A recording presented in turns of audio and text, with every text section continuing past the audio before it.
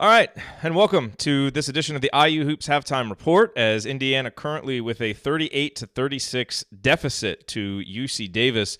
Not an ideal start, obviously, for the Hoosiers, as UC Davis won each of the first three segments of this game, 9-4, 6-2, 9-7, with Indiana just looking really, really sluggish to start on both ends of the court. But right about that time, Juwan Morgan really decided to assert himself. Was no longer being passive, waiting for the offense to come to him. He was, taking it himself, and that led to a nice run that got Indiana back into the game. They won that fourth segment 15-11, and then ended the half 8-3. So a nice 23-14 run there by Indiana to get this game back to 2. Still losing and still a lot of bad, but clearly the best part about this first half was Juwan Morgan, 19 points, 6 rebounds, and really was the guy to be assertive and bring some energy when no one else was, similar to what he had to do there in the second half against UT Arlington. So, a lot of things to dislike about that first half, but at least you've got that leader to lean on, and Juwan Morgan really provided that leadership there in the first half, and we'll have to do it again in the second half. I thought, early, I thought what was really killing Indiana, number one, UC Davis has made some tough shots, especially there early. They hit a long two that banked in. Guy hit kind of a running, shot where he was off balance.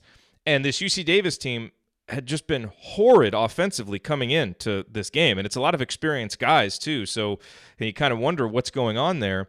And I think the problem is, number one, a team like that comes in on the road. They make a couple of tough shots early. That can give them confidence. But also the way Indiana was playing defense would give anybody confidence because Indiana was not containing dribblers and the help was late. And when you're running the pack line defense, if you're not going to contain dribble penetration and if your help is going to be late or non-existent, Romeo Langford, you're going to get the shots that you want. Now, I think to Indiana's credit, their defense got better there late in the first half, and a couple of those threes that UC Davis hit late in the first half were really tough shots. I mean, Rob Phinisee really closed out well on the last one. The guy just made it. And a shot like that, you'll tip your cap. But some of the drives they got into the lane, some of the easy baskets, some of the open looks on three, that you don't want. And now you've got a team that came in here with no confidence offensively. They shoot 56% from the field, 55% from three-point range. And now they've got a little bit of confidence. And that's exactly what you didn't want.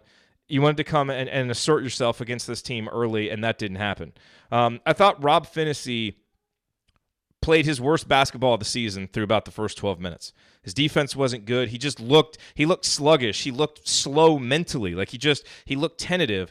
I thought he really turned it around. He finished with 5 assists. He continuously was able to set up Juwan Morgan for open threes. I thought what he did in that last possession, dribbling into the teeth of that zone, and then finding Juwan Morgan for the little dump off, he really rebounded, and his defense was much better too. His ability to pressure the ball and contain the dribbler led to that shot clock violation. So kudos to Rob for really coming around. Romeo, I think he got his first field goal with about 4.5 minutes to go, was just non-existent through the first 15 minutes, started to assert himself offensively, had 8 points, but this was, to my eyes, the worst defense he's played. You think back to how springy he looked defensively against Chicago State and even early in that Marquette game, and today just nothing. I mean, he is as passive defensively as I've seen him, allowing himself to get screened, not helping, not stepping up. So really disappointing, and I don't know if how bad that nose injury is and what he may be dealing with, but he just doesn't really seem very locked into this game right now, and Indiana needs that. They need him to be better than that. Not a lot of other notable individual performances than that, because for the most part, everyone else was, Deron Davis got in there, made a few bad passes. Demezy Anderson came in, couldn't contain anybody defensively.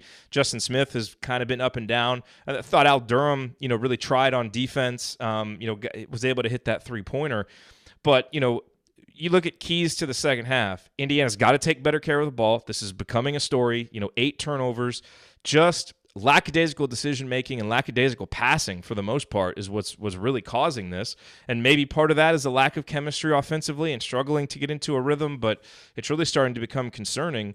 And, defensively, this is a team that is going to be driven by its defense. And so I think we need to see more of the defense in the second half that we saw there toward the end of the first half, because I thought it did get better. Even though UC Davis was able to knock down some of those three-pointers, I still thought overall the defense was better. And, look, if they're going to be a team that's just going to come out and shoot lights out, then, maybe you got to do some extra things to take away some of those three-pointers. But I liked what I saw defensively, and I think if that continues, then Indiana will be in a better position here in the second half. But, clearly Indiana's got to come out, establish a tone early in the second half, and play through Juwan Morgan because he has really come to play. The offense runs better when we go through him. We saw that at Arkansas. We saw that at UT Arlington. I don't know how many more times we need to see that.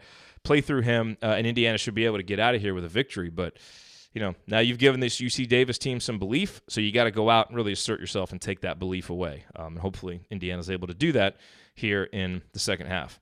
After the game, join me and the coach. He'll be joining me for the post-game show. We will break this down. Hopefully there's much more positive to talk about in the second half than there was in the first half. But we'll be there on the post-game show. We hope that you will join us. Enjoy the second half, and hopefully the Hoosiers play a lot better. Talk to you then.